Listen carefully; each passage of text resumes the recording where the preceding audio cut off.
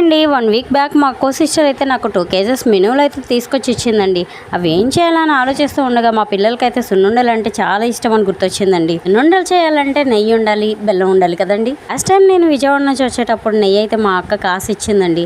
అది ఉంది, ఇంట్లో బెల్లం కూడా ఉంది కదా అని సున్నుండలు చేయాలని ఫిక్స్ అయిపోయాను. పిల్లలు వచ్చేసరికల్లా చేద్దామని అయితే నేను ట్రై చేశానండి. బట్ మినువులు బాగు చేయడానికి నాకు చాలా టైం పట్టేసిందండి.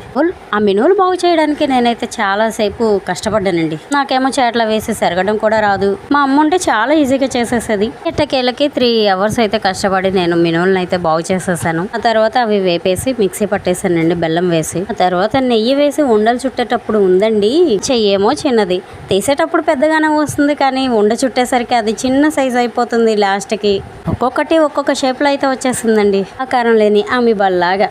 మా పిల్లలు రాకముందే కంప్లీట్ చేయాలనుకుంటే మా పిల్లలు వచ్చేసరికి ఇంకా కంప్లీట్ అవ్వలేదండి. వచ్చి రావడంతోనే మా హస్బెండ్ అయితే ఒకటి నోట్లో వేసేసుకున్నారండి. షేప్స్ అమీబాల్లో వచ్చిన టేస్ట్ మాత్రం సూపర్ గా ఉందండి.